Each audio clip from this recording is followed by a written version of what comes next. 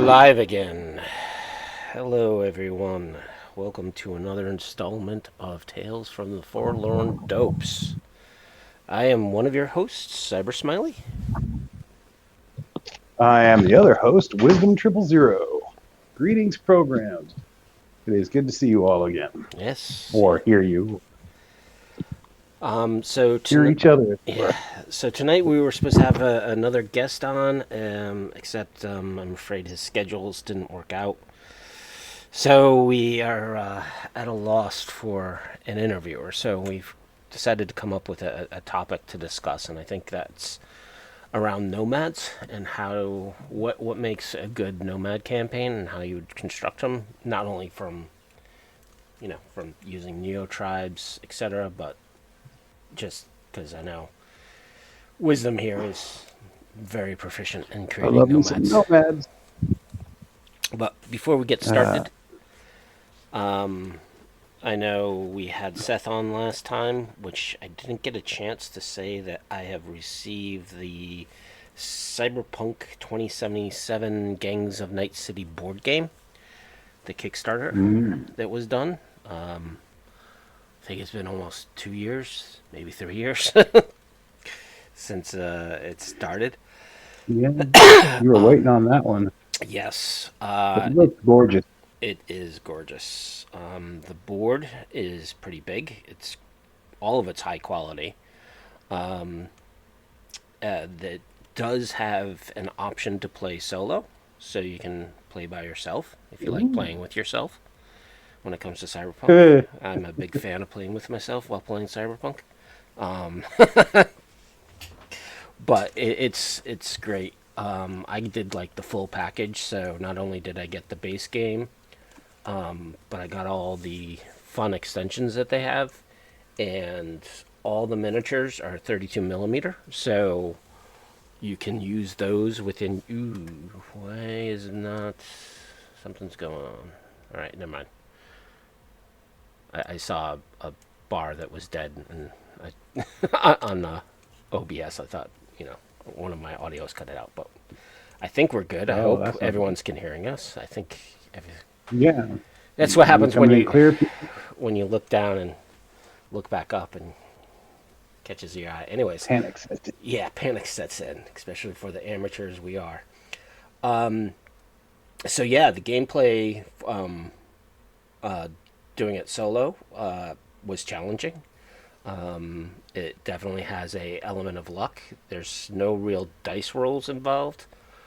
It's just basically kind of playing bluff with your cards.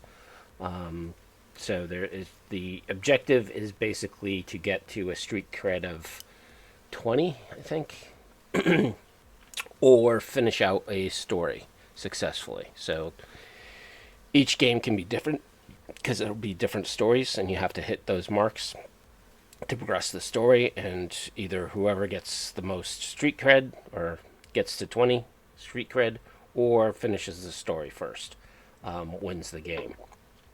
And it's kind of like a little bit Nice. of an asset game in which you're trying to control territories. And How complicated is it? Like, how difficult is it to learn? not too bad. I mean, the rules themselves, I think, is around 20 pages. But the guide to that is, there's a lot of white space in it. So, and it breaks down each action.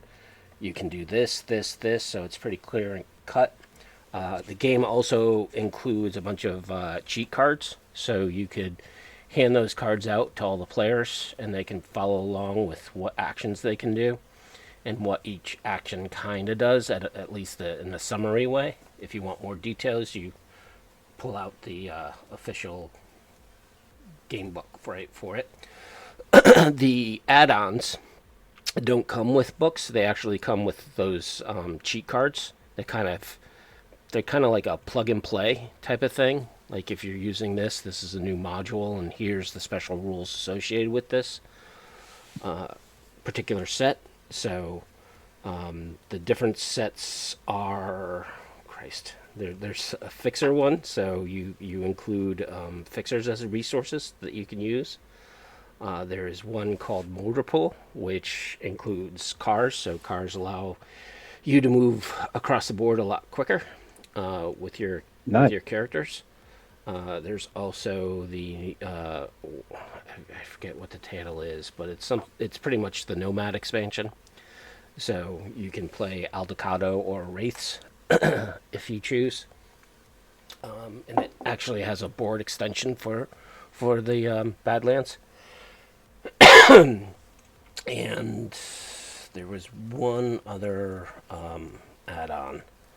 I can't remember it. I think it was Gang Wars, right? So Gang Wars adds in the Moxes, the Scavs, and the animals to the base game. So you have your choice of choosing Maelstrom, Sixth Street, Valentino's, Tiger Claws, and it's on the tip of my tongue. There is a one more gang that you can play. It's just I had forgotten about it. Tiger Claws. What were they? Voodoo Boys? There you go. Hey, running through the mental checklist of what was there in 2077. Yeah. So all the figures are high quality. I'm definitely looking forward to painting them up, and you could use them with Combat Zone even, because it's that same scale. Nice. So it would be. I think I wouldn't mind seeing someone create some Combat Zone cards for it. They have pretty much all the major NPCs that were in the game as figures. Oh, very nice. The special Kickstarter exclusive, I think, was Pan Am, and she's a beast. So, and there's also some additional characters as well. You also get I mean, Nibbles. as long as the butt sculpt on Pan Am is there, that's all that matters. Yep. No, that's not all that matters. I mean, Pan Am's got the best butt in video game history. So, yes. The other thing that came with the Kickstarter was so you get these cardboard tokens for various aspects like drones and hideout. But because of the Kickstarter, they actually created as a stretch goal the kind of minis for it. So you actually have minis for drones that you could include in your Combat Zone game or that's cool. your Cyberpunk game. Yeah. The buildings aren't to scale, nor are the cars. So don't don't think you're gonna buy the mortar pool and have good cars to use within Combat Zone. They are small because they have to fit on the board. Yeah. But overall, Simon or Cool Mini or not, I think they're calling themselves Simon now, did a really great job with this game. Really nice quality. And just the minis are worth the game alone. You have like 40. Yeah, I mean, that would be the minis. primary reason I bought it. Like, the game itself looks fun, but Cyberpunk minis were at the time hard to come by. Yes. Yeah, and so there's 6, 7 times 42, 45 plus 45, so that's 90 miniatures just in the base game. I think the base game is maybe around $100, I think. But it's a beast of a box. So you're looking at 90 miniatures for $100. I mean, even if you don't play board games, just that value to have all these types of miniatures is well worth the price, in my opinion. And that's one of the things I was looking at. is because minis are not cheap anymore, even the plastic ones. No, which I don't get. I don't. I mean, it's plastic.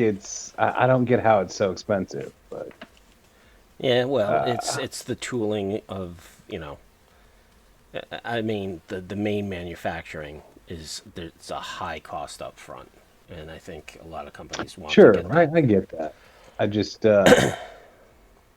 like D&D puts out those pre-painted minis that are actually pretty darn cheap, and uh, the quality on those has really gotten better.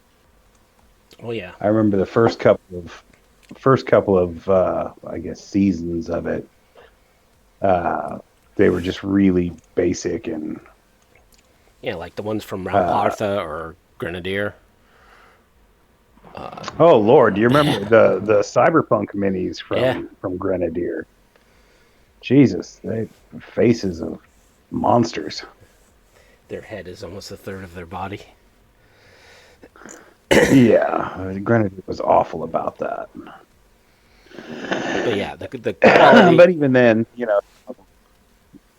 we're pretty good. Yeah. So yeah, so I think for the price, it's well worth the money. I don't know if it has gone to retail yet. I assume it would have because I think they fulfilled all the Kickstarters already. So I'm pretty sure that it is available out there. So yeah, so if you're looking for the minis, all the expansion sets have minis as well. So the fixers has minis. The gang wars has minis. The mortar pool, like I said, the motor pool. I want the Nomad minis. I do. Well, yeah. So the motor pool is just vehicles, except it also comes with the Claire miniature. So if you want to be a completionist, get the motor pool. And then yes, the Badlands expansion also has the Aldecodo minis as well as some additional NPCs. I think Pan Am was a con exclusive. So, or sorry, not con exclusive, a Kickstarter exclusive. Kickstarter. But I could be wrong. The reason why, Bastards. yeah, the reason why I say that is she was in a separate box from all the other boxes. Hmm. So,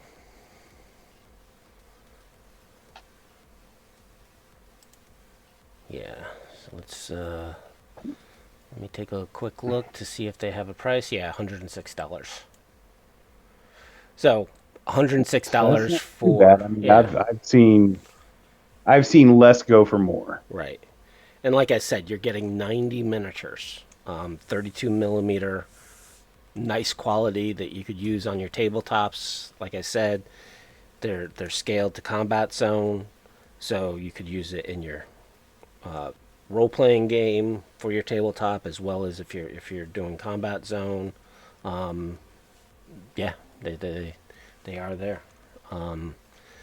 So for 90 miniatures at $106, that's little over $1 a piece for just the miniatures. So Yeah, I mean, where you gonna find a deal like that? yeah, only through like these crazy box sets.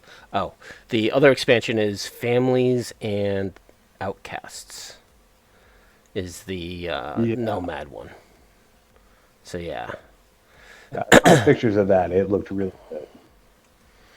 so that one I don't think you get as many minis, but again, it's a nice little component if you do play the board game. And the board game doesn't take that long to play. From a solo point of view, it was like 40 minutes, which I think if you're playing with four people, supposedly it's between an hour and a half for play. I'm actually having my Cyberpunk group play it next time we meet, so I'll give you a little bit of like the group dynamics of associated with it.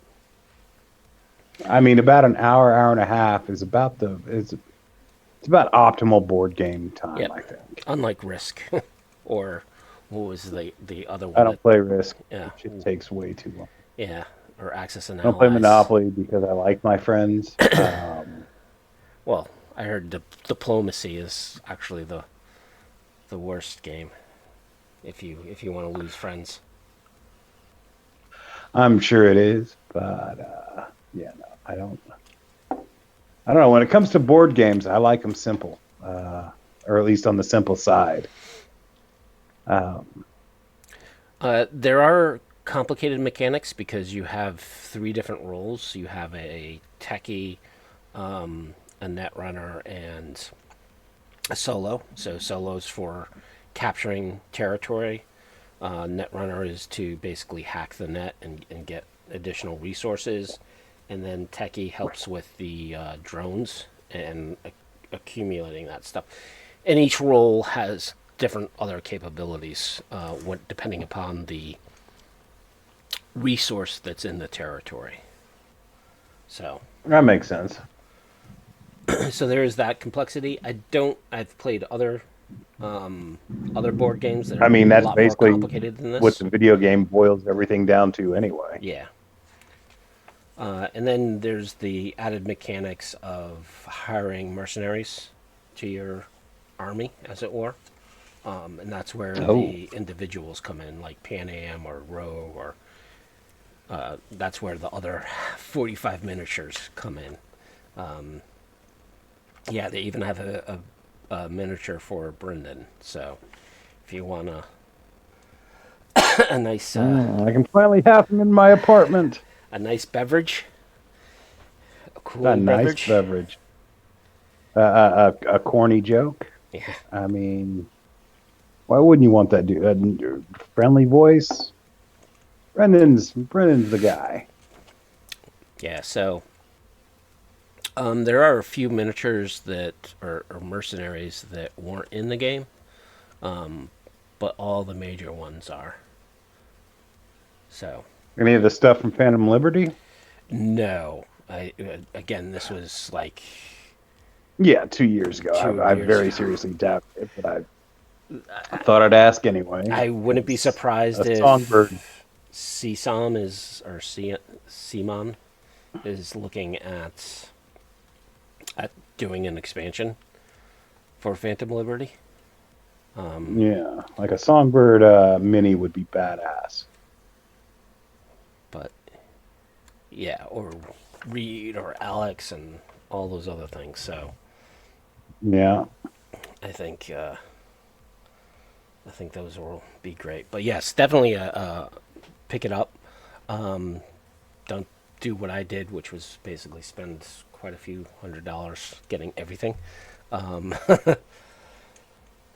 but if you have the extra cash and you want some Cyberpunk minis, especially if you're using NPCs from the game in your game, it's definitely well worth purchase. So yeah, so that's that. I think if we will, I was checking out the IMDb for possible cyberpunk shows or movies that are coming out. I mean, the big news right now on the movie front is it's not Cyberpunk, but it is Cyberpunk adjacent. Borderlands, they put out the trailer for that to very, very mixed reviews. I think it looks fun. I think it's got kind of like the Guardians of the Galaxy vibe. Uh, I love the Borderlands games, but I don't know. People are claiming it looks too cheesy. I'm like, did you play these games? They're completely cheesy. Uh, so I'm kind of excited. I thought the trailer made it look fun. Yeah, I don't know about some of the acting or casting choices. Um, but at the same time, like I love every actor that they cast except maybe Kevin Hart. Uh, like Kate Blanchett and Jamie Lee Curtis. I mean, I freaking love them both. Yeah, So you can't go wrong with I Jamie think Lee. they will do. No, no. Uh, so that looks pretty exciting. Fallout is still well underway for. I thought it was Paramount, but you informed me that it was Amazon, so I'm According to happy I'll get to IMDb, see that. April 12th is when it's supposed to be coming out. So, Last of Us season 2 is in production. We all know how much I loved the first season; like it was just utterly fantastic. Uh, Straight cyberpunk though, actual cyberpunk stuff. There seems to be kind of a lull at the moment. well, Furiosa is Uh, coming out in May, which is yeah, something that I think is going to inspire a lot of Nomad campaigns. I mean, yeah, it's Mad Max. Blade Runner Even if 20, Mad Max is in it, yeah, Blade Runner 2099 is filming right now. I don't know if this is. It says action drama mystery. Um, don't know if this is a live action or if it's. I mean, I it's believe it's based on a supposed to be sequel, live yeah, action, and it's and it's it's supposed to be a series. yeah, and We that's haven't seen anything from it so far, right. so Well, they said mid 2025, so we still got a long way yeah, we to we that. won't have that in theaters for or in on TV for a while. Yeah. Um, They still said Judge Dredd is announced, so it's in I development. Don't know. It's been in development for like 10 years now, and It's still I being just mentioned, want it. so. Like just give it to me.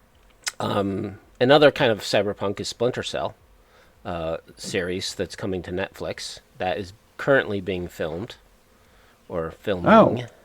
yeah. I mean, if you like Ghost in the Shell, you should like Splinter Cell. It's about doesn't have the same amount of cybernetics, but other than that, the themes are pretty darn similar. Yep. Like Um, paramilitary group in the future.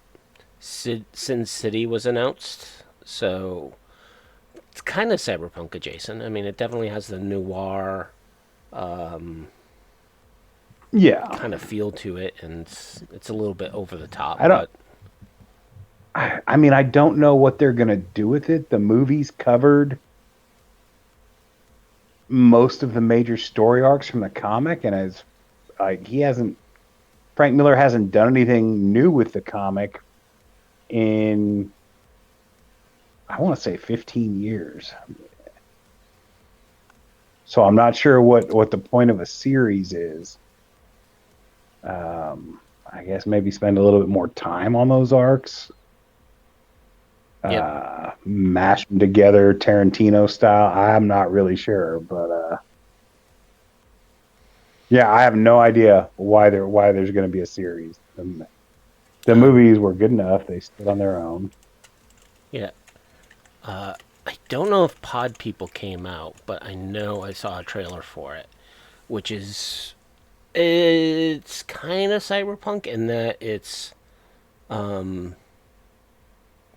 or Pod Generation. That was it. It's about you grow humans now. You don't necessarily have them born, or you have the option of not giving birth directly. So it seems Hmm. cyberpunkish, but in a different. I mean, it's Kind of definitely. like Yeah, I think bio. it's set in the world,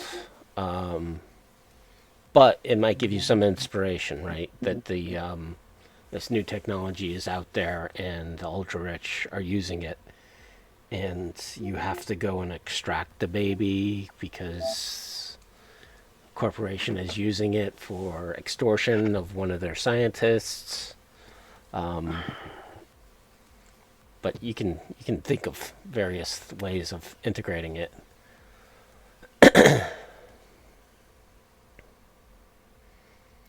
And the only other things that really are in for sci-fi. Well, I think IMDb does sci-fi or fantasy, so there's also a lot of Game of Thrones stuff thrown in there. But yeah, so Yeah, there's quite a few things they like to that they're remix that. filming and announced, and I really, really hope Dread is not just announced, but actually they're going to be working on it. That So would sure be awesome.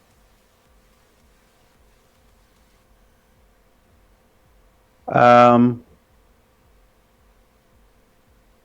there is some comic books that are coming out. I think the best of the bunch right now, the ones I'm enjoying the most. There's one called Petrolhead by Rob Williams and Pi Bar from Image. Um, it's it's very it's a little it's about robots, uh robot robots with vehicles that run races, and then the races get outlawed because, well, they're too good at what they do, and then they've left these robots to basically just rot, uh and then circumstances happen, and a fugitive runs across one of these robots, and suddenly there's a giant car chase. It's only up to issue 2 that or 3 that I'm aware of. 4 might have come out already, but I haven't seen it. I enjoy it. I like the art. It's just it's at its heart. It's just a car chase movie, or a car chase comic. Um, yeah, I'm very much enjoying that. I think people should check that out. what Uh, company's producing that? Image. Okay. Yeah, it's called, again, it's called Petrolhead. I don't necessarily care for the fact that the protagonists are like robots, but yeah, I was never a fan of Transformers. Sorry, people. Um, just not really my thing. Although with the proliferation of AI and the direction that's going, who knows? Another is called World Tree. It's also put out by Image. Um, it's about weaponized memes. Hmm. I can't go into much more than that, Too much of a other spoiler. than it's yeah. Basically, the memes. There's this video they've created through the darknet that, upon viewing, makes people go basically cyber psycho. They just go ape shit.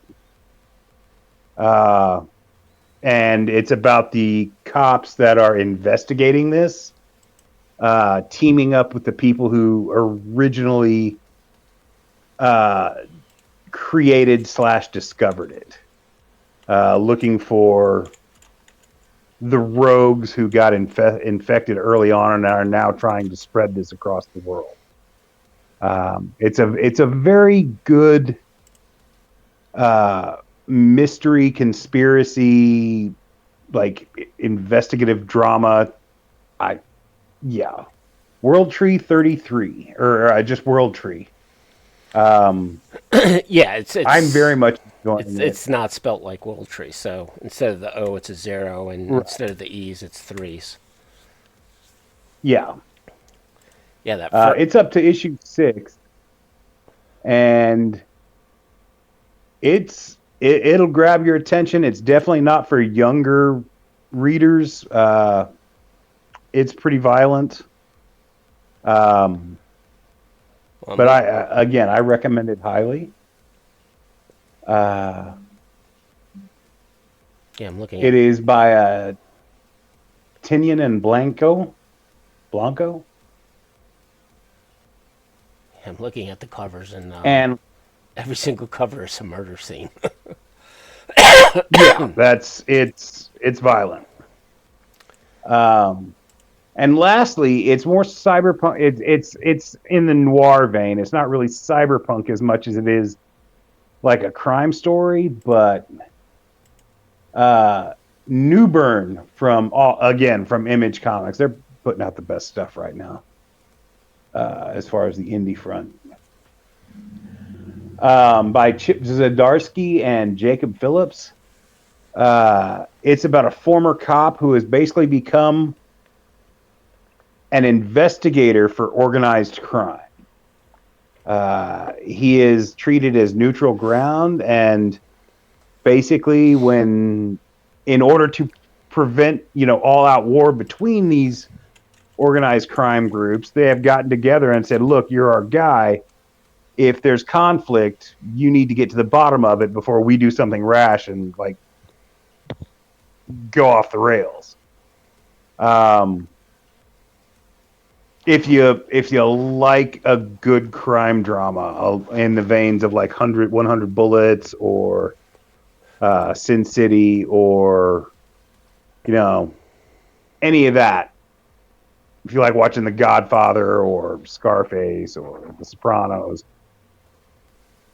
this one should grab your attention. And Chip Zdarsky is one of the better writers out there. I can't think of anything off the top of my head that he's put out that I haven't thoroughly enjoyed. And Jacob Phillips' art is top notch. Like it conveys the scene and the emotions. Yeah, so those three comics are I think the best things I'm reading right now. And yeah, pick them up if you can.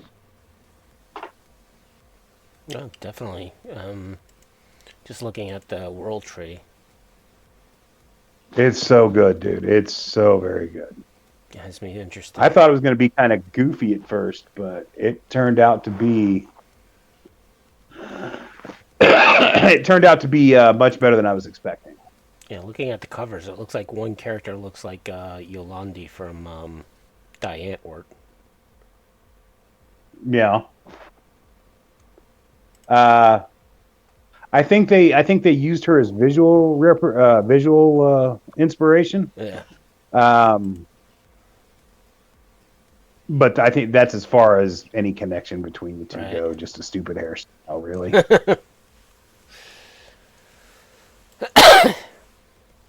Yeah. Yeah, Yolandi is a little bit of a crazy person. Yeah, it's truly a shame how depraved that those two are. Because I genuinely like their music, but they're basically a married R. Kelly duo. They're just kind of scummy. Different culture, you know. It's not a culture thing. It's just they're kind of dirtbags, like kidnapping and rape, and I don't know how they're not in prison. Again, don't know how accurate the stories are. I believe them. Yeah. Enough. Enough real world You hear stuff. something once or twice, and you can like take it with a grain of salt. You hear it as many times as I've heard it about them, and you just take it as is, face value. Right. Well, anyways. Yeah, so other than that, I guess I don't have too much else. The only other thing I'm doing in media is looking at or watching some live plays. There's new Aliens coming out. That's kind of adjacent. Yeah, it is.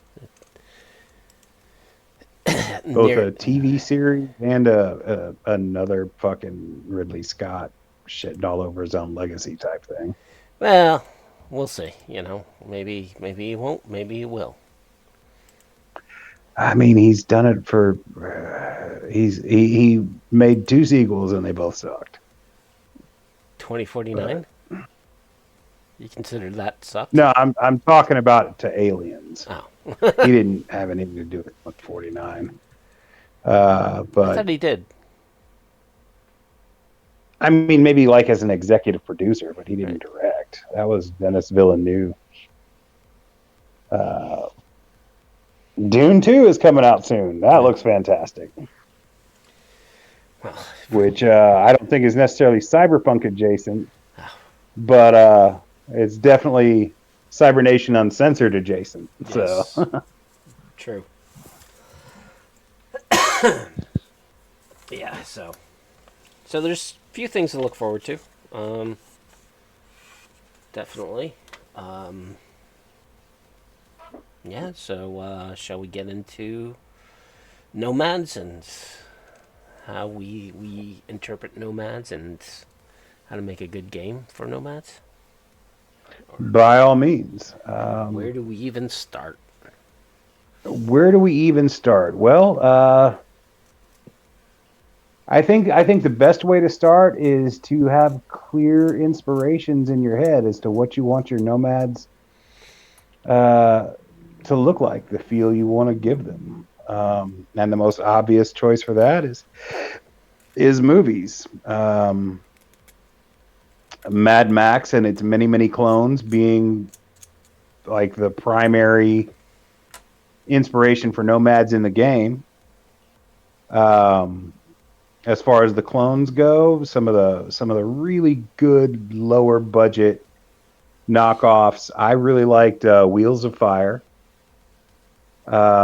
Battle Truck was really good. Cherry 2000. That's Mhm. that's a fun movie. That's um, let's see.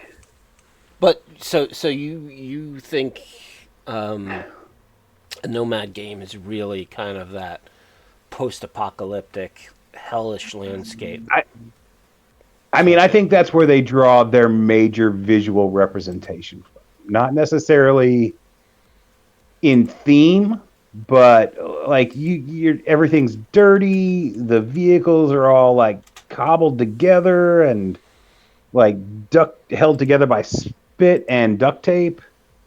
Uh, I think that aspect of the nomad community is important. Like they're not buying brand new vehicles. Their gear is hard used and highly modified. Um, but it's not just the post-apocalypse films, although in one way or another they usually have the best representation of that because of those vehicles and because of the necessity of uh, it's hard to imagine a non-post-apocalypse scenario where rural America has largely been abandoned. so so Which is you that. so Go ahead. you're thinking of how America would turn into a dust bowl in the 2020s. Yeah, I mean, granted, America doesn't tend to learn its lessons very well and That's repeat a fact. its mistakes. So a dust bowl is entirely possible.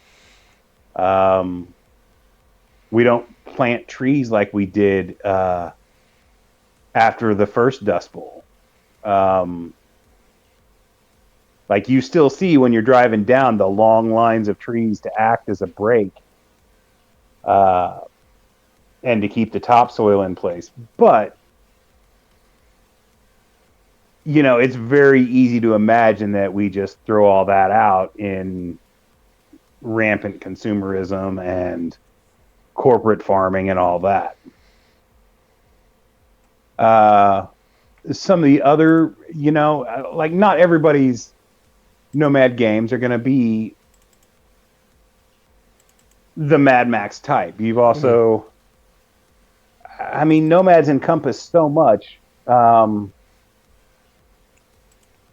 any road trip movie, any trucking convoy, yeah, like any trucking movie or any kind of smuggler operations.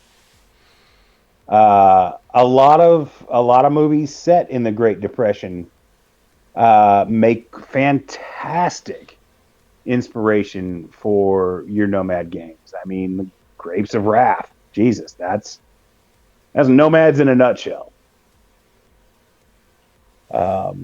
Desperate, living on the road, trying to find a place. Uh, So I so guess I mean I've always debated how, not necessarily America, but how the world is in 2020, right? Because of trying to exfoliate, or I forget the term, but just trying to think about the world in general, at least in the 90s, right? And then even as I continue to create cyberpunk games, is thinking about how the nation changed, right? From the collapse. So a third of the people dead. Everyone else accumulating into the big cities, and how those cities would have changed. And I think one of my other problems is just understanding the boss wash sector, right? In which you have this landscape of just of cities, and then how that would have depleted the rest of the states, right? Do you see it as the populace during the collapse? Either you had people who just headed into the cities and grew that out to be these mega structures, similar to like Judge Dredd, in which you have uh, various city states that kind of control the state of the that you're in, and then everything else is just kind of not necessarily wastelands, but lands that are just uninhabited by the masses anymore. I There's always been kind of a disconnect for me. Um, I tend to overthink things when I'm trying to world build, and a lot of what went down in the cyberpunk timeline, yeah, I kind of look cockeyed at. Mm. Uh, like rural America is not going to be abandoned completely. Um, it's too important for infrastructure. Uh, like farming communities will still be there, although they'll mostly be corporate run. Um, I think a lot of prison labor will be working on these farms, like especially at uh, privately owned prisons. Right. I think they'll be put to work on biotechnica farms and whatnot. Uh, I think mining communities will still be around, um, probably with fewer people involved. Uh, Not out of any concern for the danger involved in the job, but it's cheaper to just have robots go in and do it. Um, but things like that. There will still be a need for small rural communities, but it won't be to the like you said, a third of the population is gone, and most of them moved into the support structure offered by the city. Yep. There's not a lot of supply. There's not a big supply chain going out to these rural communities. So the ones that do exist are relatively self-sustaining. You'll still have small towns here and there, but I think most of them like would largely have been abandoned. You may find like a couple of squatters hiding out in there, uh, people who've been exiled from the cities, whatever. But for the most part, Yeah, you're not gonna. It's not like driving across country would be now.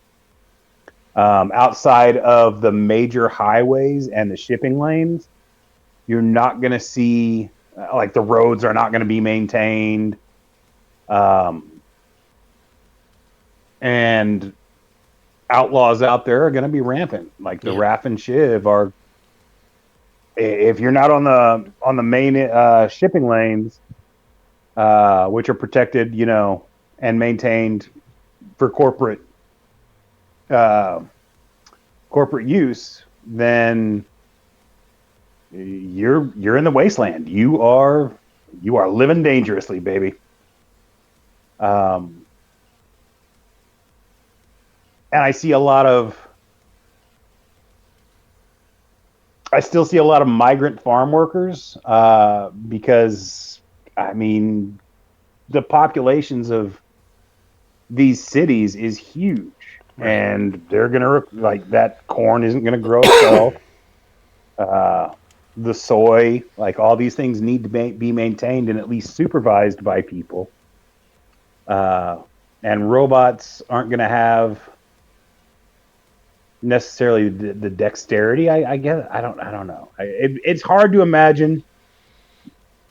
Pardon me. It's hard for me to imagine a robot being effective at like harvesting rice Mm. or some of the produce that gets harvested. Like just it kind of requires a human eye to, without destroying the plant, it requires a human eye to gauge its ripeness. Well, I again, if you think about the when, so you're thinking of the agriculture in the support of humanity. In this day and age, yes, I go to the store, I buy produce, I see what it looks like, right? Versus a large scale farming type of thing in which you're generating kibble or whatever Yeah. whatever substance you want to create, and that has calories and nutrients and all that. I don't think 80% of the population gets to really see the food that they're eating. No, I think And the majority of kibble is going to be made from things like kelp and seaweed and well, not only kelp uh, and seaweed, easily but harvestable, high in nutrients. right, Uh, but the produce, right? If you're collecting it, you don't care how ripe it is or if it has a ding in it or what it's looking for. So you're catering to a very small percentage of the population who actually cares what the food looks like, versus a robot is, even robots today have the capability of sorting. I forget what I was watching, but it was a machine in which it was sorting ripe cherry tomatoes. So somehow this machine would fling out any cherry tomato that was not ripe, right? hmm, And sorting it that way, which was I'm crazy. high on technology again. Yeah, There's a surprise. and it was a mechanical thing. It wasn't electronic. It didn't have any cameras on it. So to even include cameras and the visual aspect of, like, today, Huh? now that we have AI, you know, and AI How does could, that work? I don't know. I was fascinated by it. I think it was probably the pressure. Like if maybe Hmm. the tomato is a little too squishy or it gives too much. I don't know. I don't know how it worked, but it was weird looking at it, and it was just flinging out all the green ones and keeping all the red ones. I'm like, that's crazy. But when you have AIs, and again, this is a topic of just agriculture, but the AIs with even cameras would be able to sort food a lot quicker. And AI technology is definitely rampant within Cyberpunk. Whether or not the corporation is going to use AI. To me, AI is not that expensive in Cyberpunk world to generate something to do that processing. But again, what corporations have that? The mega corporations.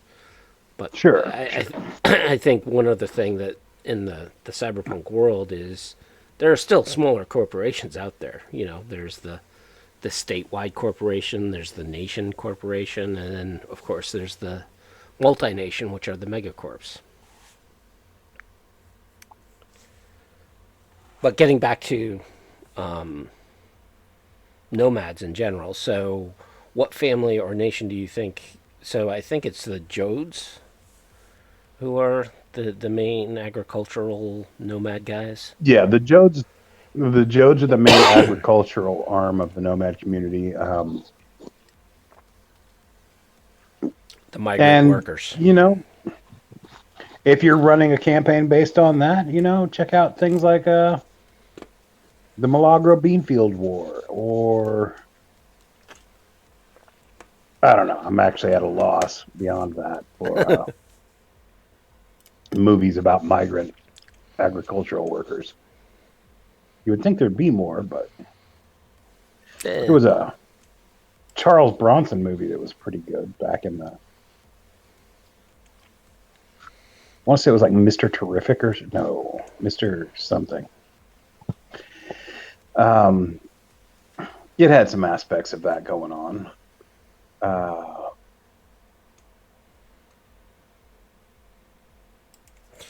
So you feel Then that you've got the. Go ahead. so you feel that nomads the basic nomad campaign is about travel.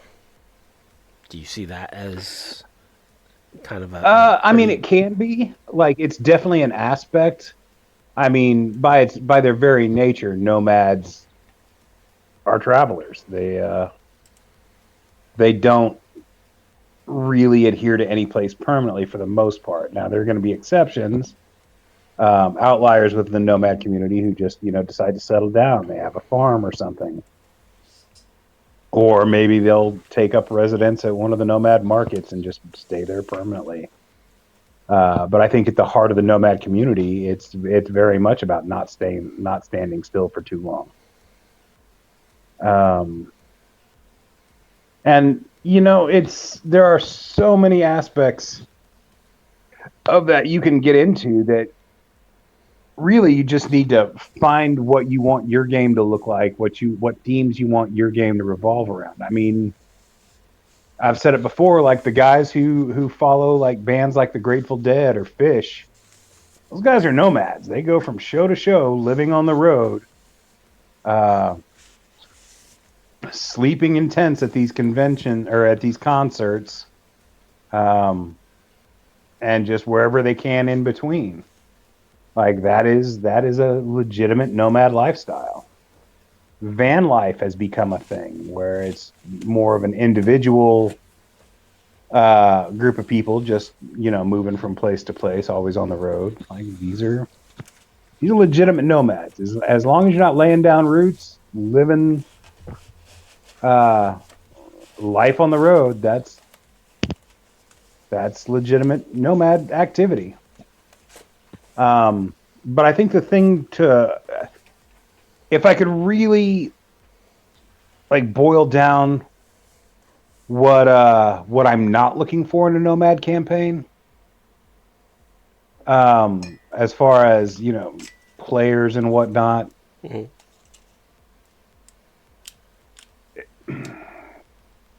One of my beefs with Red is the nomads have moved beyond this, and like all their stuff looks nice and shiny and clean, and it just strikes me as weird. Like they've got all this high tech stuff, nomads in space, and uh, I don't know. I prefer a very low tech nomad game where they're dealing with the cast offs. They don't have anything new. They may get a hold of some broken, used, scavenged, salvaged, whatever, but their shit should look hard used. It should look abused, uh, dirty. Um, I think if it doesn't have that, you kind of lose that nomad aesthetic. Like if you show up to a nomad market and you're wearing brand new clothes that are all clean and crisp and driving a brand new car, like you're gonna get some funny looks. They're gonna They're question gonna your treat you creds. like a tourist. Yeah. Yeah, they're definitely gonna question your creds. Like I said, they're gonna treat you like a tourist. You're gonna be like that. You ever watch a like a Vietnam War movie where some dude fresh out of boot camp shows up and his uniform's all crisp and like everything's shiny on him and he's proud of his uniform, and then you look at the veterans over there who've been in the shit and they're all filthy and grungy and like everything's beaten up about them, and they're looking at this guy like he's gonna die the first week. uh I don't know. That whole that's one of the things that most appeals to me about being a nomad is just the dirty, gritty, like shit's beat up and hard used. Like that's if I could claim anything as the nomad aesthetic, it's that. Even if it's not like militarized, like no bolted on like salvaged armor plating or weapons of any kind, just like an old pickup truck. Like that to me is nomadic. Right. Somebody's converted school bus, like nomadic. I like that kind of shit. I love that aesthetic. Yeah. Which. And Go ahead. since they spend so much time moving in these back roads, these rural areas where that have largely been abandoned. The people who lived there, they left vehicles behind, they left gear behind, anything they couldn't pack up and take with them got left behind. So there's, by 2020, certainly the stuff is most of it has been picked over. But you'd still find pockets and hidden caches of stuff where, there's still good stuff out there. But it's all like reclaimed and repurposed. Right. And I love that shit. Yeah, I mean that is definitely part of that nomad aspect. It's not so how the phrase goes. The street will find its use for something. Mm-hmm. I think nomads definitely would find the use of something that anything that they come across, they will integrate it. But they also, I think, nomads are a little more savvy and they know, okay, is this wasted space within my vehicle, right? Yeah. Like And what's making that necessary. transition, right? Like in the city, it might be style over substance Yep. because everything in the city is treated as disposable. But within the nomad community, it's really the other way around, substance over style, because you can only carry so much. You live in your vehicle. Everything you have almost needs to serve some purpose. Right. And and with cyber coming off of like even I think one of the main visuals that a lot of cyberpunk players see is the Aldecados from 2077.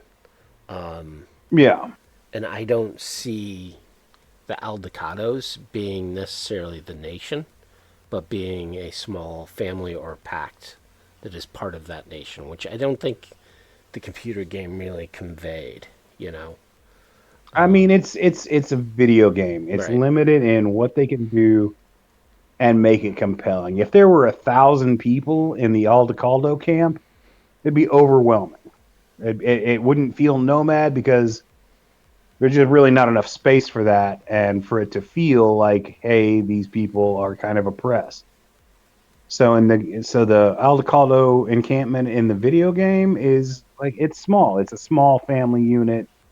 They explain in the game that, there's the Aldecaldos have come on some hard times. They're like scattered and broken up, and uh, I think maybe 150 people in the Aldecaldo camp, Right. and that's being very generous. It's been a minute since I played and ran around, but I mean, it's a small camp. Uh, and really, I can't imagine. I don't know how they survive at all.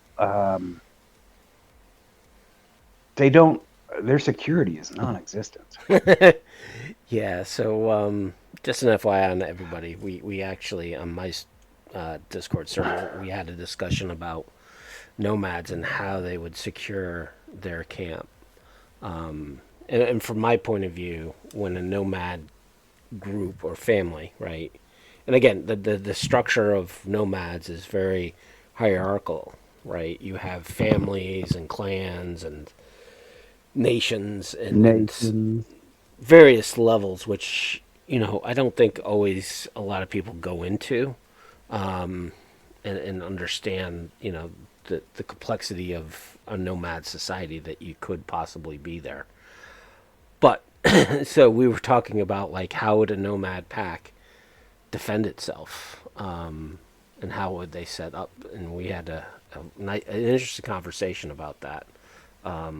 And like my point of view was depends, right, on how they would set up. Are they set up in an abandoned town? Are they out on the road? Are they, you know, somewhere Brad, else? actually really surprised me that they didn't take over. You know that first town where you meet Pan Am, Yeah, or where you go to the Pan Am to get the car and whatnot.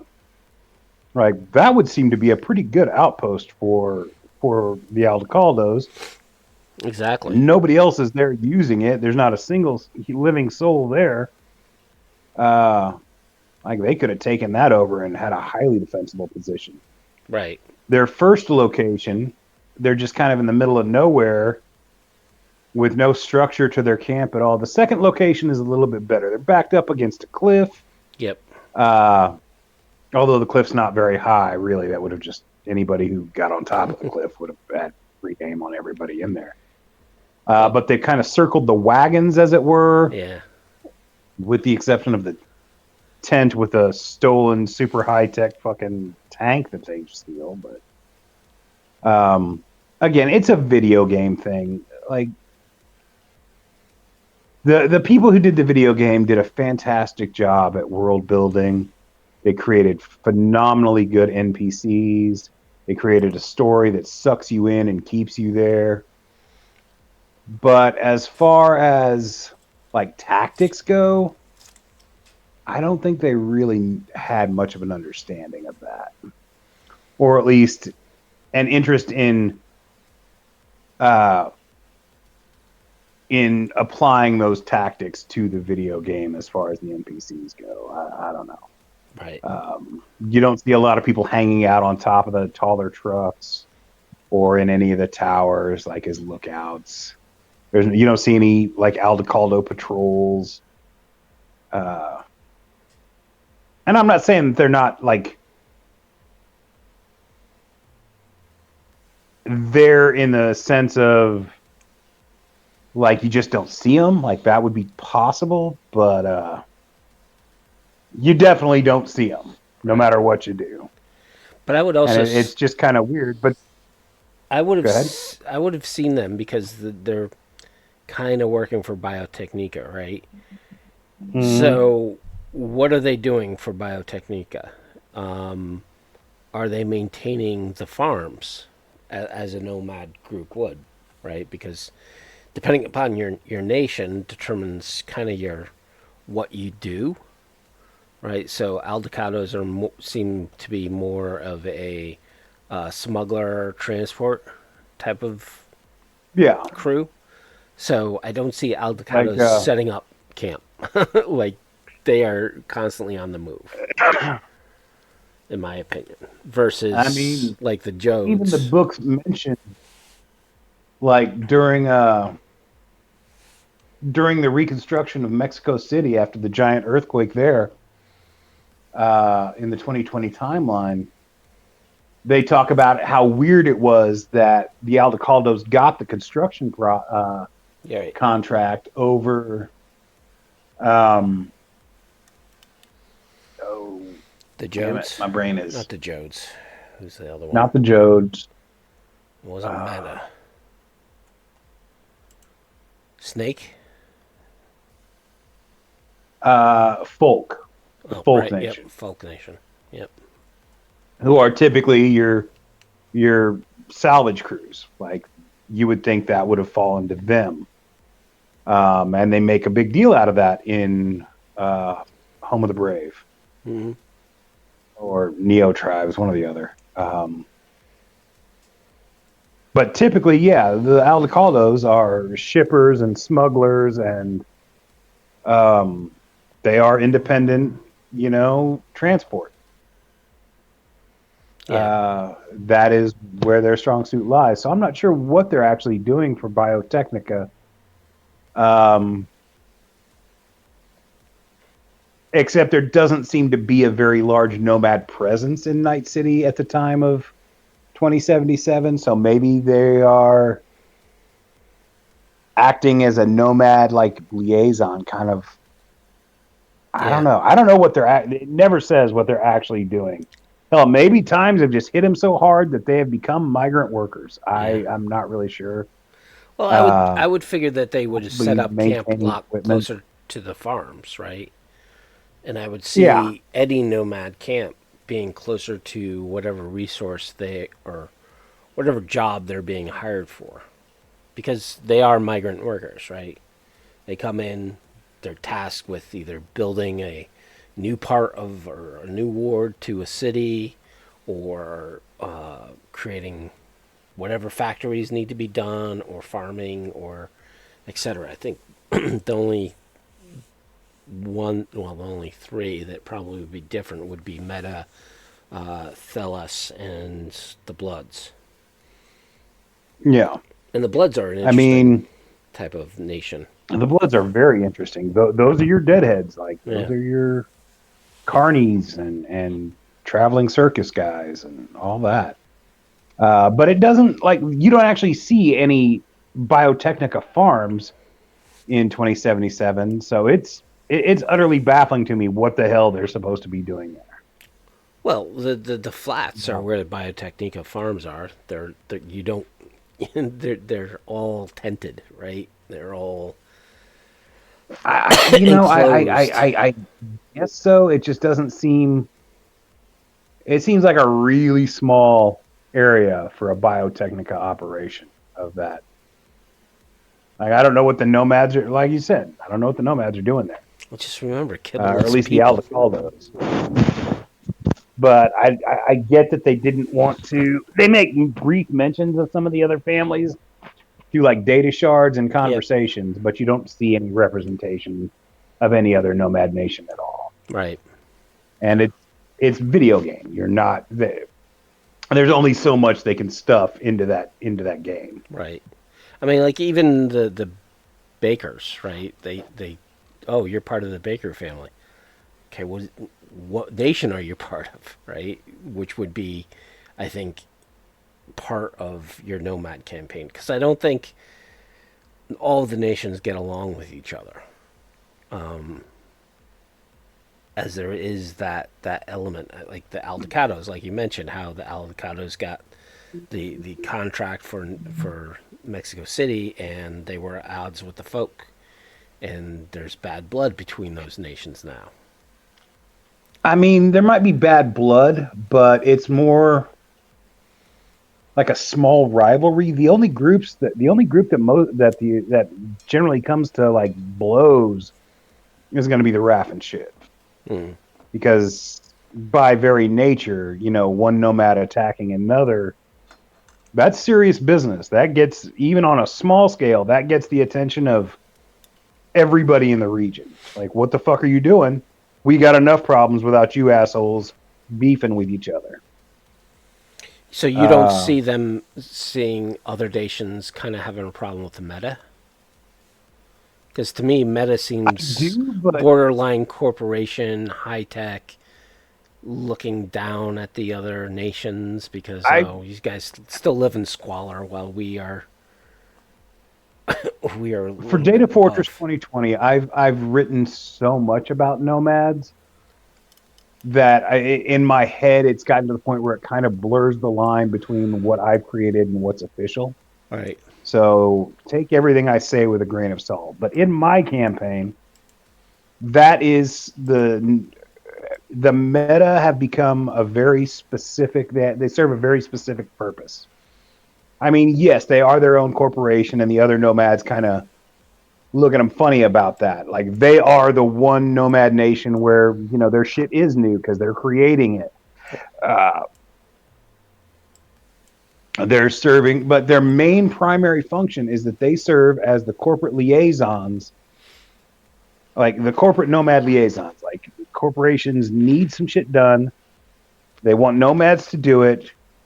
They treat the meta as basically nomad fixers on a corporate scale to subcontract out that work to the best possible parties. Um, and they also, provide they they maintain MetaKey, which is the nomad safe haven in the Gulf of Mexico. It's in international waters. It's made up of just abandoned oil rigs and lashed together sea vessels and just whatever floats. They built a city out there. I love that idea. So if you want relatively clean, newer stuff, it's still going to be well used because, well, whatever. But yeah, the meta are the guys, but their most important role, like I said, is acting as the go-between between the nomad nations and the corporations who need to utilize that labor. So you kind of see the meta as being a kind of glue that keeps the other nations together, or at Yeah, least I gets also think them. they're the ones who, you know, go to Congress and petition nomad causes and any type of, like, they're the ones who talk to the media and uh, I don't know. It's a weird, like, the public has this perception of all nomads basically being biker scum, Raff and Shiv, and I think their goal would be to try and soften that image for the general public, as well as keep their people employed. Well, I don't think it's Um, just biker scums. I think it's the unwashed migrants, right? sure, it's every, like, they're the scapegoat for everything that's wrong with America. Like, it's all nomads, it's immigrants and biker scum, and they're all just criminal bandits, and or they're out to take our jobs.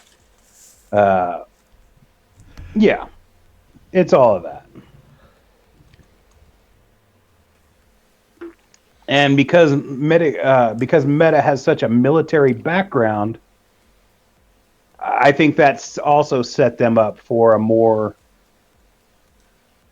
picture friendly uh, face that they're trying to create for the nomad community. Mm-hmm. So you don't see the High Uh, Riders as kind of another nation of nomads? no, because I can't see the High Riders communicating with the Earthbound nomads. I just don't see there being any communication there. But do Like, you why would see? there be? But do you feel that the High Riders are a bit of a nomad group? Yeah, I mean, in space, they're well. Okay, here's the deal.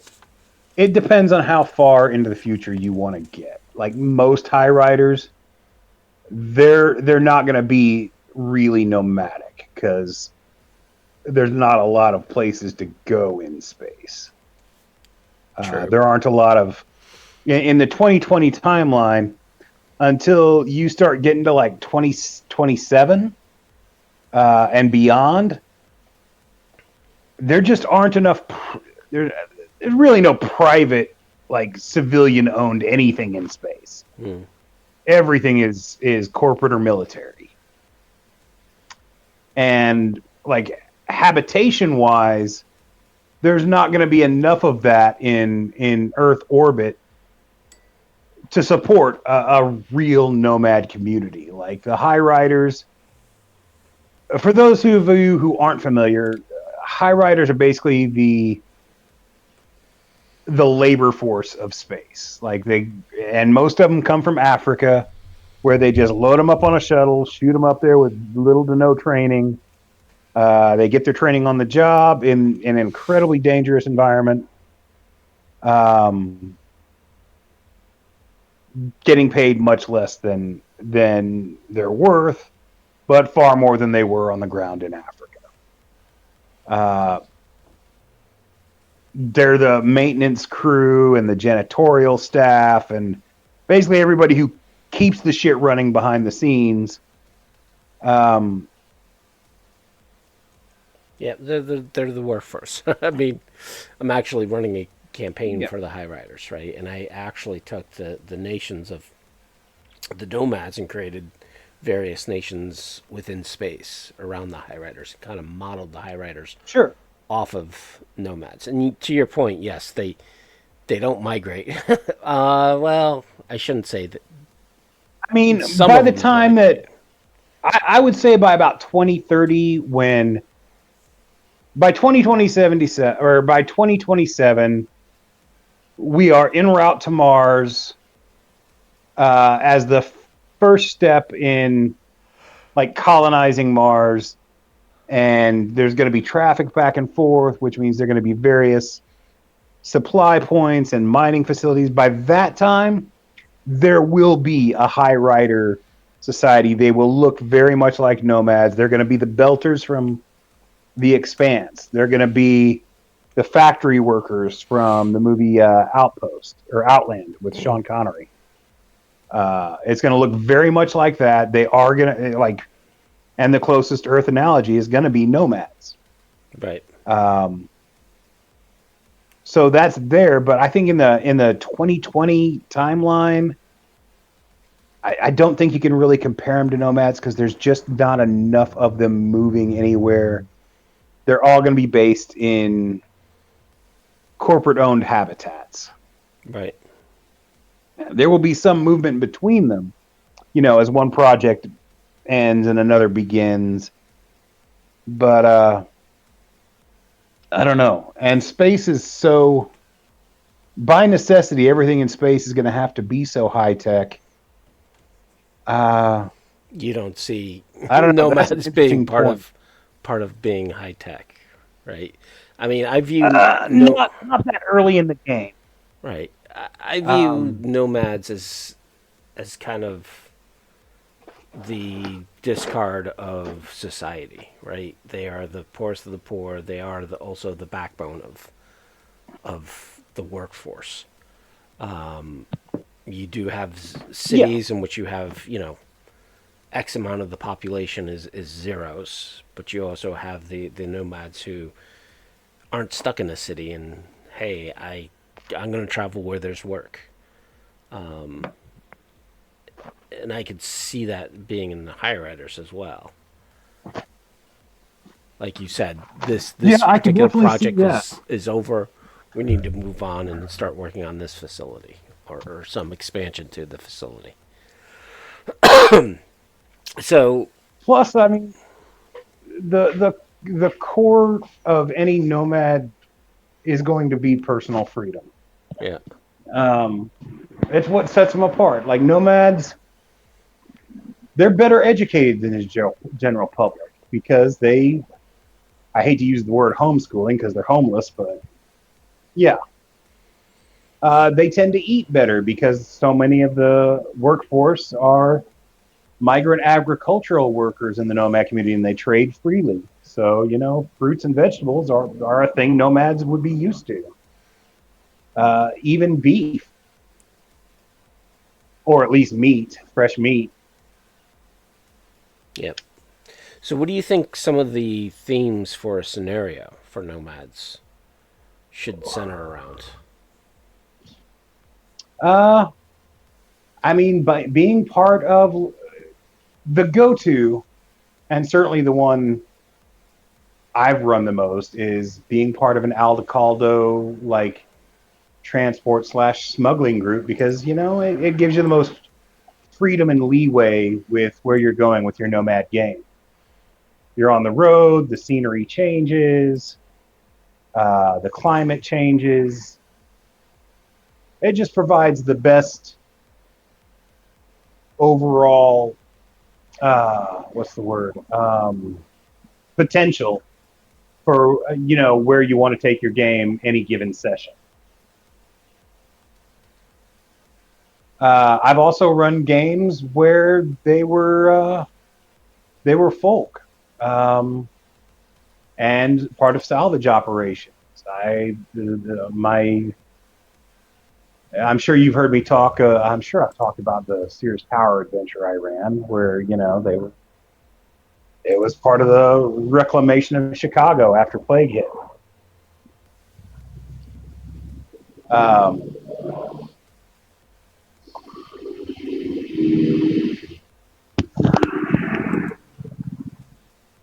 the It's important to find that theme that your characters want to be part of a nation, and ideally by the time the game starts they want to be part of the same like personal family. They want to be traveling together, they want to have connections to each other, even if they initially come from outside. You want them to have a bond, because that's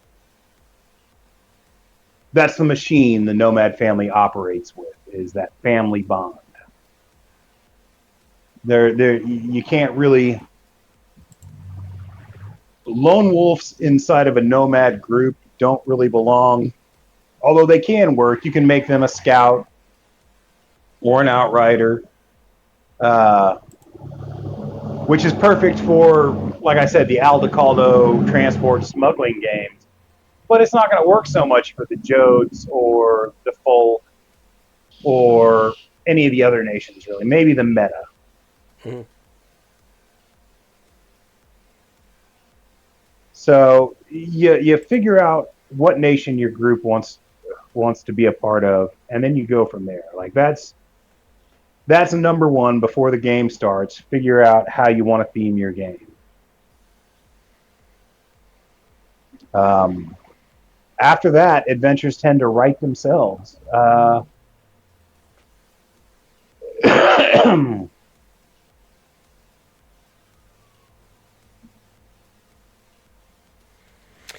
So, you also did a kind of what was it? The Glass Road. Was that more of a nomad game, or was that actually kind of like a mission from a corporation? Glass Road was, yeah, it was a corporate sponsored exploration team into the ruins of the Middle East. Uh, I mean, the books talk about them just being turned to glass and almost completely uninhibited, but we know that that's not how things work. That's not how things work in the real world. That's not how things would work in the game. Like, Right. you're going to find pockets of people. You're going to find roads that are safer to travel than others, and that was the goal of the Glass Road campaign. Is they were an exploration team driving through the ruins of the Middle East, trying to find safe havens and safe routes, anything that can be exploited. Uh, I really wish that campaign had gone farther. Um, they got through Afghanistan and into Iraq, but then the game kind of fell apart. Everybody, one of the players couldn't play anymore. Well, two of the players really couldn't play anymore. Uh,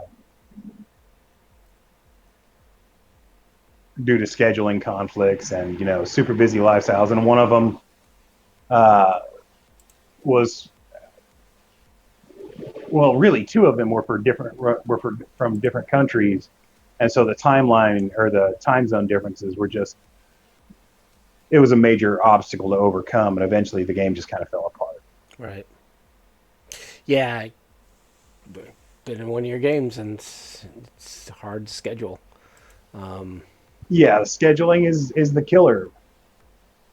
I love well, it's like the Nomad game. We haven't played in like a year. yeah. I still want to play. I think everybody still wants to play, but scheduling is just always such a something always comes up, and Yep. even when we're only trying to play like once every 2 weeks, like that's hard. Um, Everybody's got jobs, everybody's got lives, and it's very hard to get all those things to gel together at a time that works for all of us. And really, it's not even that. It's just we always have like personal emergencies popping up at the last minute. I know uh, the last time the game was we were gonna get it back into it. I had to take my brother to the emergency room. Yeah. Yeah. Life likes to screw around with people's gaming. Um, Yeah, life is the biggest obstacle to having fun.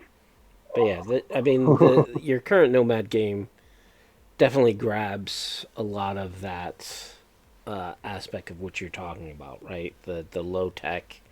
And I think the Hmm. one thing that I've kind of liked, at least in your game and even your site, is you seem to have like a vision board when it comes to your games and the atmosphere you're trying to provide to the players, Yeah, right?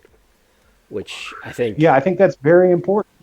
I think you did it before even vision boards were a thing. I mean, you kind of had it back in Yeah, the I late mean, '90s with your site. even before I took over Data Fortress, when Paul Miner was still running it, uh, like my first articles, I think the very first thing I ever submitted was Shiropunk, which was just me, finding images from like Intron Depot and Appleseed and Ghost in the Shell and being all like, well, I want to stat out these specific pieces of tech for the game because that's what I dig. And then I did like race cars of 2020, Yep. and uh, for me, it's always been about the visual, so everybody's on the same page. Um,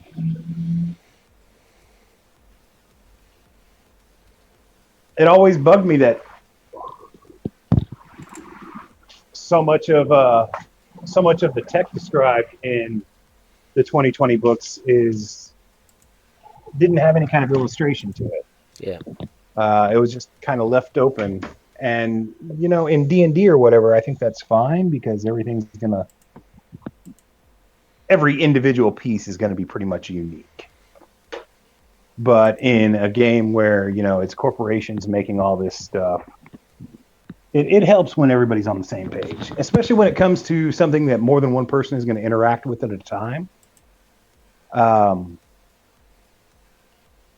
like if you say you're driving a car down the road and you've got three other players in the car with you, if everybody's got a different idea of what that car looks like, it can get really confusing really fast.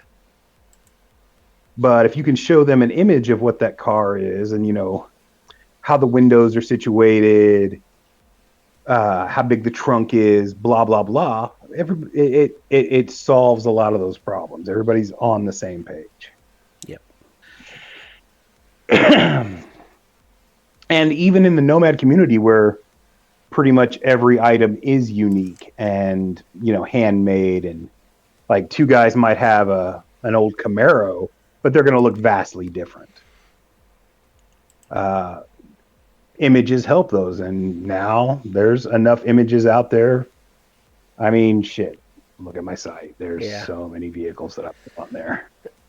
And I've got like a gig of images that I have never used that I just image farm.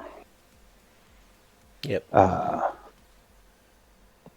So yeah, visualization is it's important, I think. Um, I don't tend to use historically. I haven't tended to use a lot of like battle maps or or things like that. I'm trying to incorporate more of that Mm-hmm. uh, when I'm running an online game. But even then, I prefer theater of the mind stuff. I prefer uh, just to describe stuff, but as far as action and the set and the scene and whatnot. But even then, I'll try and use as many visual aids as possible. Right. Yeah, I mean the so just an FYI to the people, Wisdom's current Nomad game is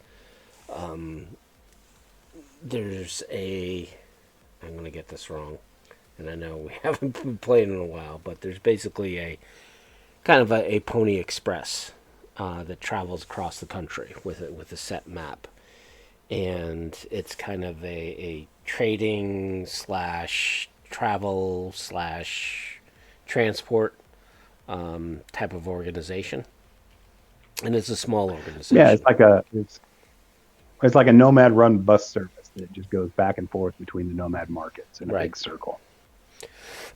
So we were Um, hired as the guards to kind of help that travel caravan uh, throughout the country, and of course we're picking up interesting individuals. And I think right now we've found somebody who is a corporate who is trying to escape her old life to find a better life, and we are now being hunted by the corporations. but it's the truth. Uh, yeah, she has come up with a possible cure for cyberpsychosis, and the corporations are very much keen to get their hands back on her. Yep. So the games so far have been kind of depending upon where we are at, right? So we've had situations in which we go to the nomad market. If you guys need an understanding of the nomad market, head over to Datafortress2020. Wisdom has created quite a few articles about them, what they are, why they exist, and just kind of like I said, you have a vision board of the individuals you would find and kind of the look of them for each place. So yeah, I mean that's the one thing I think with a nomad campaign is should always be traveling, Yeah, and either you're being run out of town or trying to find work. I mean, one of my goals is that even when you get to a layover point at one of these nomad markets, like sitting still, you should feel kind of nervous because you're not moving. Yeah, And when you sit still too long, you kind of feel like a target, even if you're in a relatively safe spot. Like in general, nothing's going to happen to you inside a nomad market, but the longer you're there, uh, the less of a living you're earning.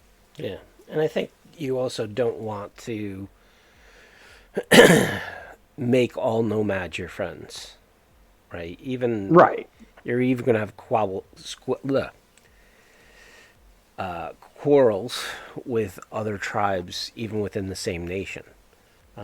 I know my character I mean, heck, has some issues with a different family that he's been trying to yeah. avoid, just because I rolled horribly for my life path.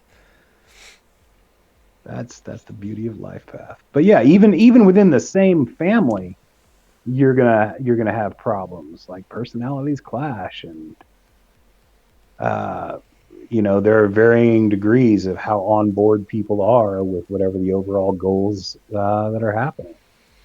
Um,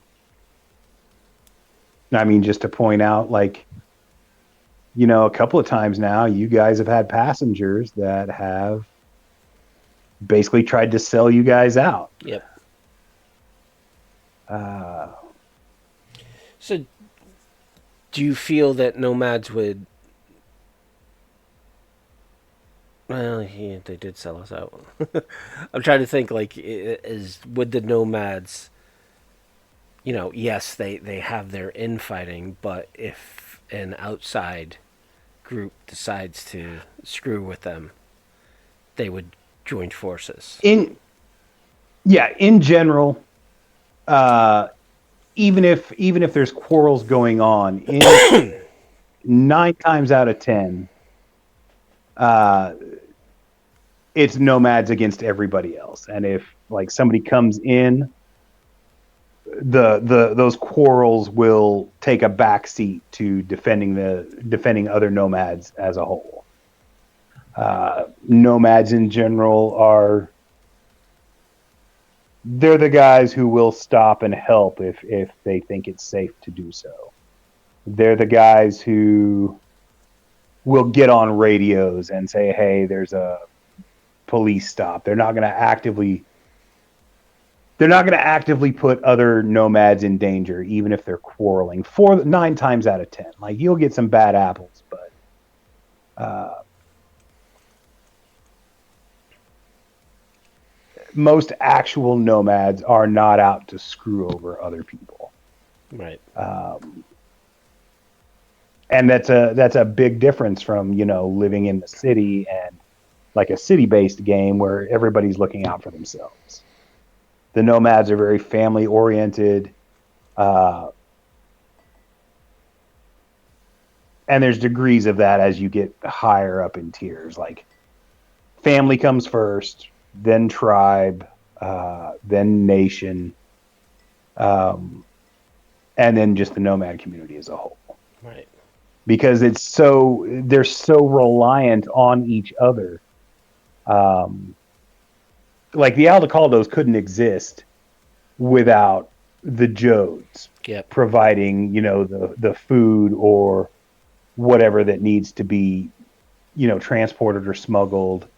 They couldn't exist, like the Jodes or the folk couldn't exist without the nomads bringing them in the supplies. Uh, the Bloods couldn't exist without the overall protection of the other nomads in their area. I mean, they're musicians and entertainers and shit like that. Not going to be the they're not going to be the guys you hire for security. Yeah. um, like it's all like within the nomad community. While there may be rivalries, they're all still dependent on each other. Yep. Uh, So, which is not something you come up. It's such a disconnect from your typical like cyberpunk city-based game where it's very individual. It's very much dog eat dog, blah blah blah. yeah. Now, I know this next subject around family, right? The special ability, and I know your IU does not necessarily have that special ability, in the sense that No, it's done within 2020. But what do you see like a family ranking being, right? So I know it's kind of the book kind of describes, well, family ranking allows you to get resources and other things from your family, but really, what does that mean, right? Does it mean you get a car like how Cyberpunk Red does, right? In which family or moto rank is the level of what kind of car you have, versus family, which, in my opinion, would also include calling up the family and saying, "Hey, I need your help. Yeah. I got to take out this, this facility, or maybe I need to have a diversion and need a couple guys to go in and cause that, or I need some resources, weapons, etc." How do you feel like how you handle that in the game? All right, 2020 rules as written. The nomads fall into that weird category where the special ability is really abstract, and even with neo tribes, it's fairly poorly explained Mm-hmm. in how to actually implement that special ability into your game. Um,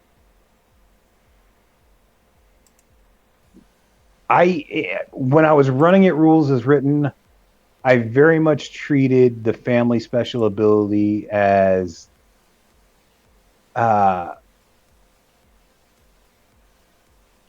like a cross between basically like a dirty version of the corporate's resources ability, where you can call for help, you can uh, call for supplies, whatever. Um, and as your rank in it increased, at least in my interpretation of the rather abstract rules, you would be able to, like, the quality of stuff you would get would be better. Um, like at a one, if you like use your family ability, you could maybe get like a beat up Yugo as your, like, you could borrow that from somebody in the family. Whereas, at like a 10, you can get a fully kitted out like battle rig. Um, or, you could call and say, "Hey, I need some backup." And you may, with a one, you may get like some dude who just isn't affiliated with anybody at the moment. And he's going to be all like, "Well, I'll sign up for that." Whereas, at the higher levels, you might get an entire family to come back you up. Uh,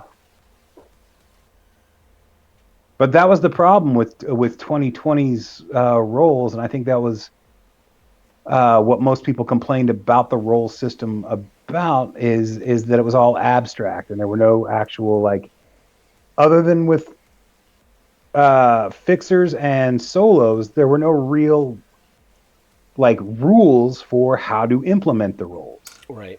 in a consistent way. Which is why with Interlock Unlimited, um, I basically made everything work like solo, Mm-hmm. where it adds to basically your level of special ability adds to other skills. Right. One to two, sometimes three other skills, rarely.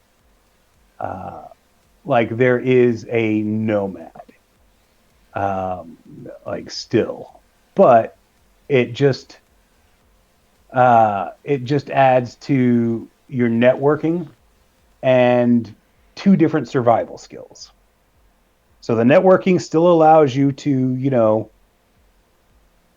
reach out to the clan for help, and then the survival skills, they teach you how to live in those harsh environments. But the difference is with Interlock Unlimited, you can basically have as many roles as you can afford through your IP. So you can be a nomad and a solo at the same time, Yep. or a nomad, a solo, and a techie at the same time. Like you can make these work to fit any actual, like, archetype you're looking for. Uh, and experience in doing these things, simply by the act of doing these things, you gain experience in these special abilities.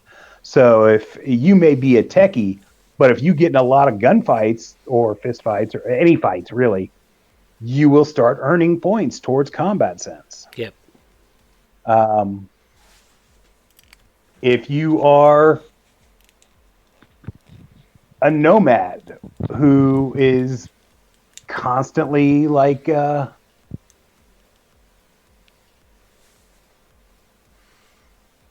sorry, I had a brain fart there. Who's constantly fixing stuff, you'll get techie points. Or Yeah, and if you're a cop who's also part of Netwatch, you're gonna get net running points. yeah, and again, Depending on which one you focus, one will be higher than the other. I think that's one of the other problems when it comes to the roles, at least in 2020 as well as Red, is that concept of creating the role that's really, it's not a role, it's more or less you're part of an organization, you know? Yeah, it's a career. Like your role, like some of the roles are straight up careers. Yeah, Like if you're a corporate and you get fired, those resources are gone. You don't have those people to call anymore. You can't call down to security and have a bunch of armed dudes come in and thug their way out. yep, You can't requisition that personal AV. If you're a cop and you get fired, well, you've got no more authority. Like you don't get to like use the power of the badge to intimidate the dude. yep, Um, I've mitigated as much of that as possible with Interlock Unlimited. Cops, for instance, their authority now adds just to interrogate and intimidate. But if you go detective or investigator, then you add deduction, and that goes to awareness, notice, and human perception. yep, Like there are all these different roles that you can mix and match to create that archetype that people have been looking for from the start. yeah.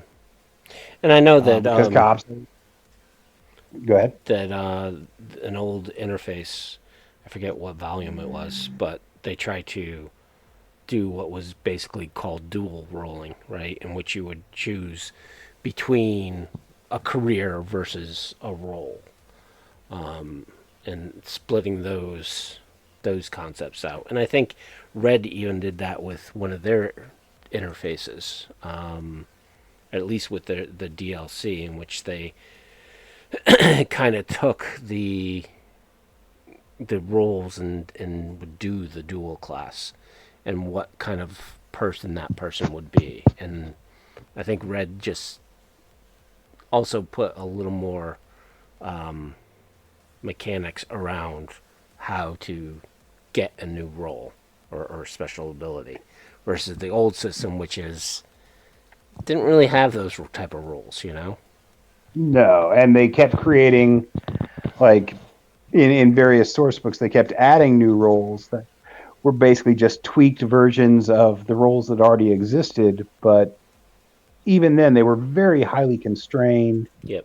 and even with the interfaces, like going multiple roles, like you'd have to stop earning IP to the other role. And I don't know, it was just very confined and restrictive.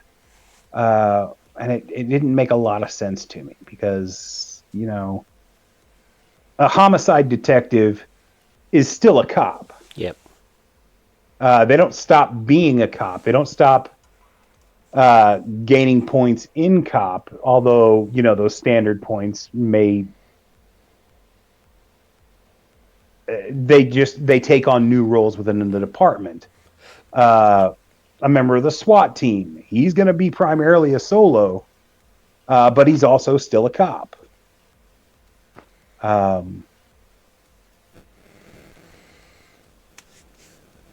And it just, like a corporate security team, are they solos or are they corporates? Well, what happens when you become like a leader of that corporate security team? Like, Yeah.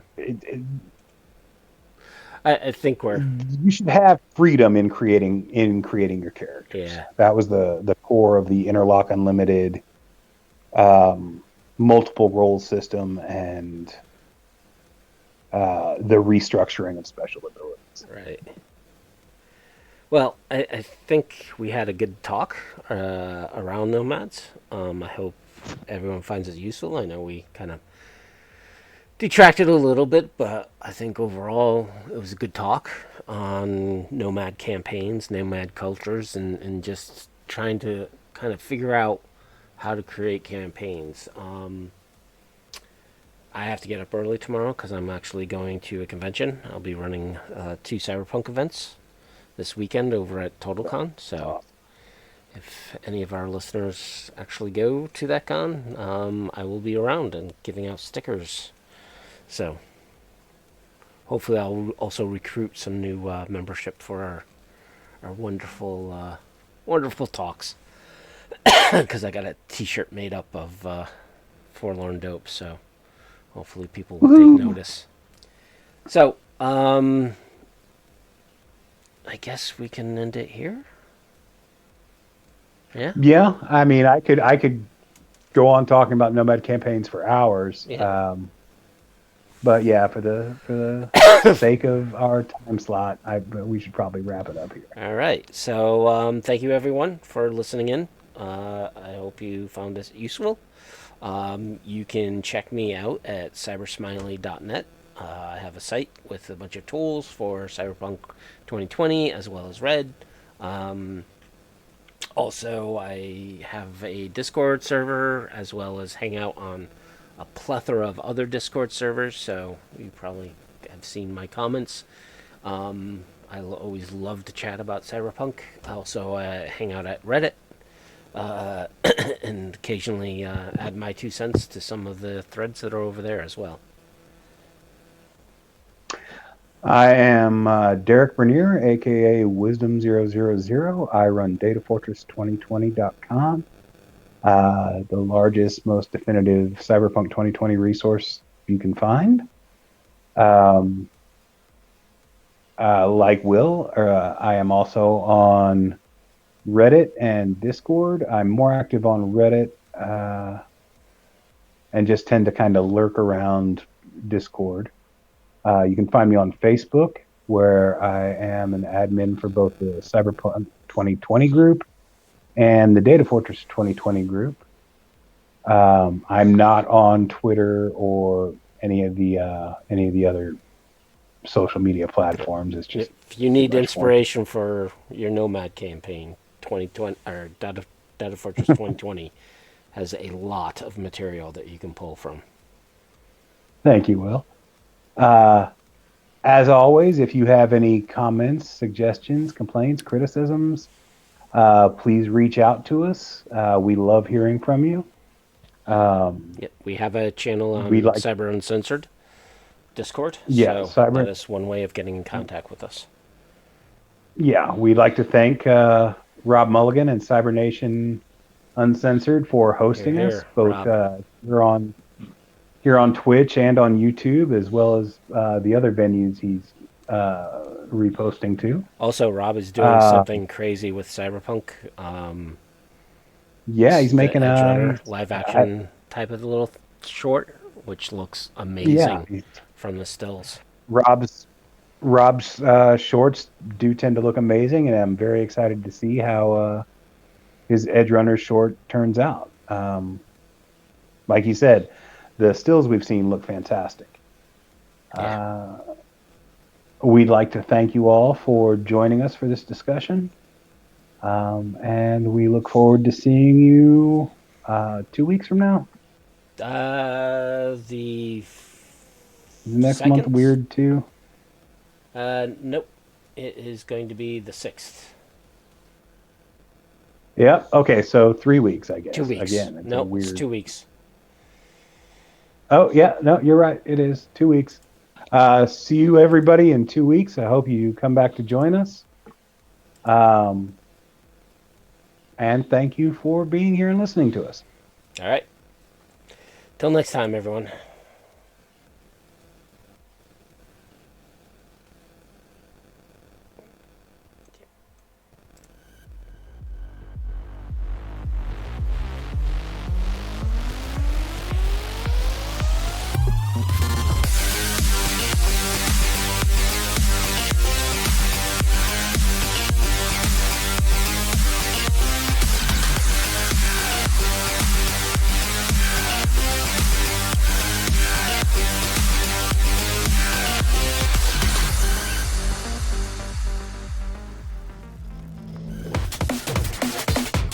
Cybernation Uncensored.